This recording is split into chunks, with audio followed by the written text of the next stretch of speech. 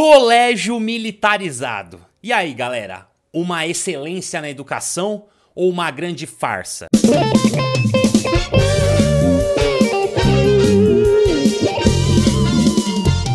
Fala, meus pupilos, como é que vocês estão? Espero que bem, professor Luiz aqui, ó, já vou avisando. Chega deixando aquele likeão pesado pra fortalecer o canal e esse vídeo poder ser entregue pra mais pessoas. Não esquece de conferir se você tá inscrito. Se não tiver inscrito, clica no botão de se inscrever, ativa o sininho pra não perder nada. E não esquece de conferir o nosso programinha de membros que tá demais. Ó, vocês me perguntam demais, gente. Professor, fala de colégio militar, Então hoje a gente vai falar sobre os colégios militares e a gente vai entender realmente o que se passa nessas instituições. Lembrando que hoje no Brasil nós temos 3 tipos de instituições que carregam esse nome, tá, galera? Os próprios colégios militares, os colégios cívico-militarizados e algumas escolas particulares que colocam esse lance de militar no nome. A gente vai falar disso melhor mais pra frente, mas vamos entender um pouquinho da origem dessas escolas. Partiu pro vídeo. 1889, faz tempo, né, gente? Mas pra entender a origem dos colégios militares, a gente precisa voltar pra esse período. Pra quem não lembra o que estava acontecendo no Brasil nessa época, gente, lá em 15 de novembro de 1889 foi quando a gente proclama a República e rompe de vez com a monarquia constitucional. Importante a gente lembrar, galera, que durante o período da proclamação da República, o Brasil vivia conflitos econômicos, políticos e sociais violentíssimos e gigantescos, como ainda vive hoje, né?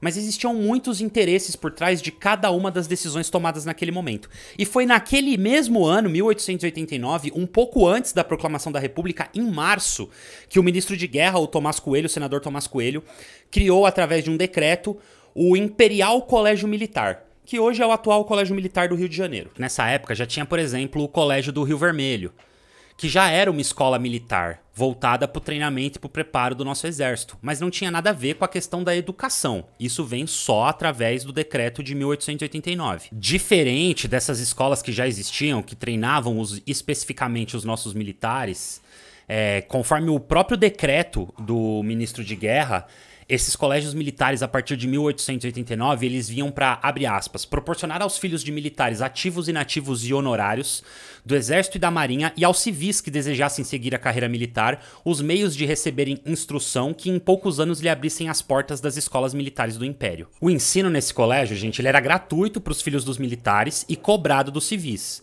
Então ele funcionava como um internato e externato e os alunos formavam uma unidade militar que obedecia em tudo os regulamentos do exército, salvo que não fosse praticável em função da idade dos alunos. Mais pra frente a gente vai falar novamente disso, tá? Galera, aqui é muito importante vocês entenderem uma coisa, tá? É só em 1996, gente, 1996, ontem, eu já tava vivo, tá? Eu tava vivo e eu tinha 8 anos de idade.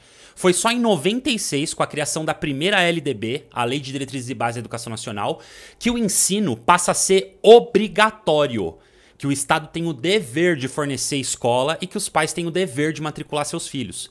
Antes disso, galera, a educação era inacessível. Era só para quem podia pagar, era só para quem tinha condições e era para quem tinha a comodidade de estar próximo às poucas escolas públicas que tinham na época. Então, quando a gente escuta aquela galera falando, antigamente que era bom... Que não sei... Gente, antigamente nem era obrigatório você ir pra escola. Por isso que a gente vê tanta gente mais velha que às vezes não terminou o 2º grau, né, que seria hoje o ensino médio, ou que só fez o primário, que seria o ensino fundamental.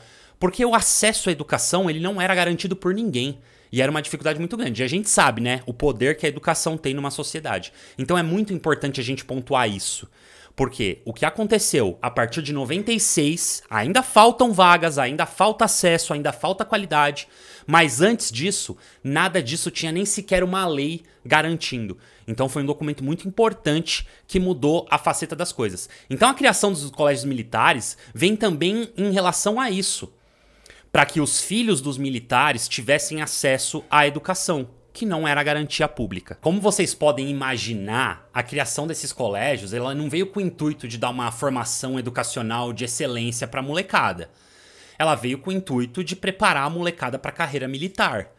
E aí, ao invés de começar aos 16, 17, 18 anos, começava lá na escola desde pequenininho a entender todo o funcionamento do Estatuto Militar e o que deveria ser seguido e como deveria ser seguido. Inclusive na questão do que era ensinado ou do que deixava de ser ensinado. Então, esse já é o primeiro ponto. Mas agora a gente vai dar um pulão na história e vir para os dias atuais para a gente entender essa organização militar hoje. Bom, De 1889 para frente, nós tivemos diversos movimentos escolares e estudantis.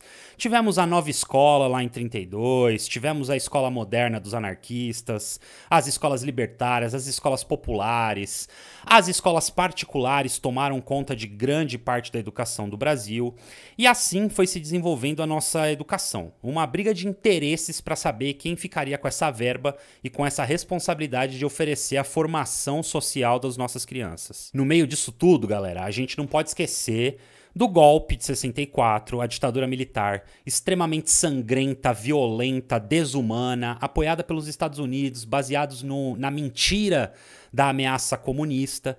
E isso vai ter um impacto grande na educação. Primeiro por ser um período recente da nossa história, ou seja, responsável pela formação de muitos dos nossos pais e avós.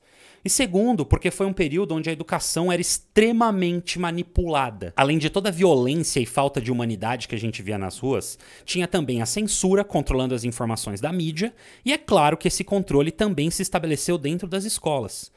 É lógico que era uma educação que pensava muito bem no que diria e em como diria, a fim do quê? De doutrinar e manipular os estudantes, e o resultado a gente conhece, né?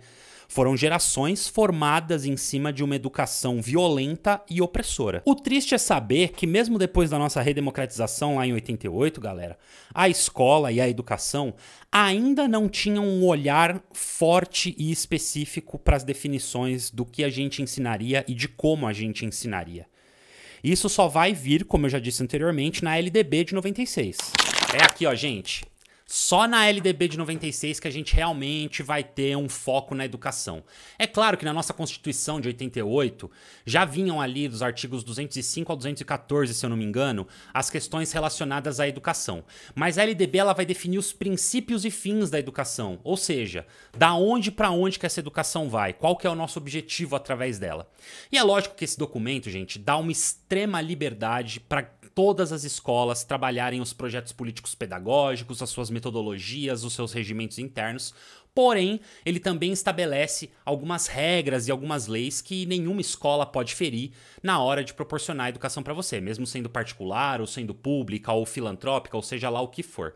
Isso é muito importante, tá, gente? Porque a gente sabe que mesmo com esse documento, mesmo com o Estatuto da Criança e do Adolescente lá de 1990, nós ainda não temos o respeito à criança e ao adolescente dentro do ambiente escolar. Em todas as escolas? Claro que não, mas infelizmente na maioria não tem. Ah, importante, entre todas as escolas que entraram nesse lance da LDB, quais foram as únicas que receberam o aval de não seguirem necessariamente a LDB e poderem colocar um estatuto específico? As militares. E o porquê?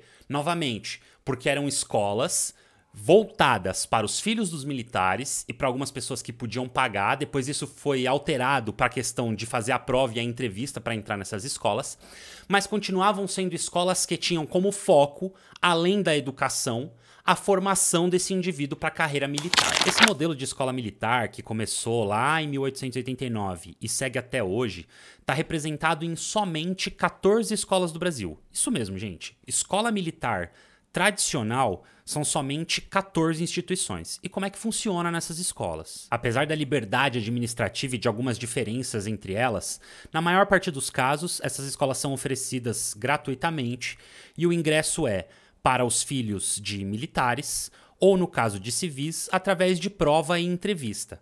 O que coloca nessas escolas, gente, um caráter excludente, ou seja, ela tem um controle muito rígido e efetivo de quem vai ou não entrar nessa escola. Tanto o quadro administrativo quanto o pedagógico, ou seja, tanto a parte da administração quanto os professores, são militares. No caso de um professor civil que quer dar aula numa escola dessa, precisa passar pelo mesmo processo de prova e entrevista. Além disso, gente, essas escolas contam com muita modernidade, com muito equipamento, porque elas contam com verba pública e também com verba militar. Bom, ao longo dos anos, gente, principalmente por causa dos números, né, dos resultados das escolas militares nos vestibulares e nas outras avaliações que a gente tem, criou-se um mito, né, que, não, é porque é muito rígido, é porque é muito disciplinado, já que segue o Estatuto Militar, né? Então, por causa dessa rigidez, as crianças aprendem melhor. E isso não é verdade, tá, galera? Não existe nenhum estudo científico que mostre essa relação de rigidez e aprendizado. Pelo contrário, o que nós temos são alguns estudos, alguns não, eu diria até muitos estudos de diversas correntes diferentes que mostram que o caminho para um melhor resultado educacional e escolar é um pouquinho diferente. Acontece que, primeiro, vamos lembrar daquele período militar de gerações sendo educadas com extrema disciplina e rigidez, sendo completamente reprimidas e oprimidas em relação a todas as questões sociais que cercavam elas e sem nem sequer se dar conta disso.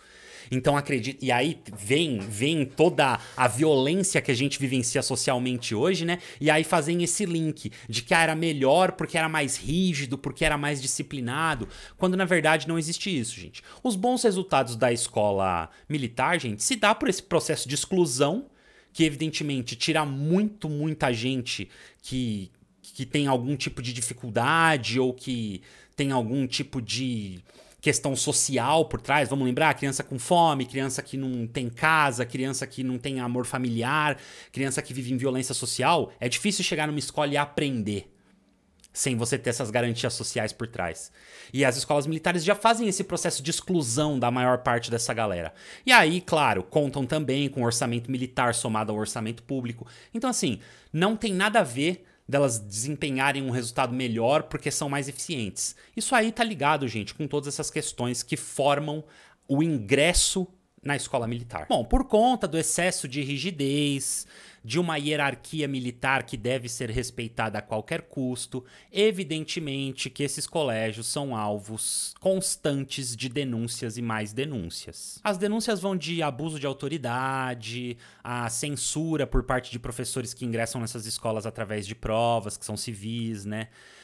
Violência contra os estudantes, punições excessivas contra os estudantes, por exemplo, deixar eles embaixo do sol por horas por conta de alguma atitude de indisciplina dentro da escola. Acontecem também denúncias relacionadas diretamente às questões militares, mas também denúncias que nós acompanhamos nas escolas públicas, nas escolas particulares, nas escolas religiosas, em todas aquelas que abusam aí das questões morais, da disciplina e da rigidez na hora de controlar os estudantes e tirar os direitos da criança e do adolescente, tirar os direitos humanos e, logicamente, sustentar machismo, transfobia, homofobia, racismo e outras questões sociais que a gente sabe muito bem que acontecem. É isso, meus amores, ó, acabamos o episódio 1 aí, essa aqui é uma série em 2 episódios, por isso vou falar pra você novamente. Deixa aquele likeão pra fortalecer, já comenta aí embaixo se você estuda ou não em escola militar, o que você acha, o que acontece ou não acontece na sua. E no episódio 2, que sai quinta-feira, não perca, já se inscreve e ativa esse sino aí pra não perder. Quinta-feira a gente vai falar aí do projeto das escolas cívico-militarizadas e dessas escolas particulares que também adotam o nome de militar. Então, molecada, eu tô curtindo essa série, hein? Fazia tempo que eu queria falar disso com vocês. Tamo de volta na quinta-feira. Um beijo, amo vocês. Fui.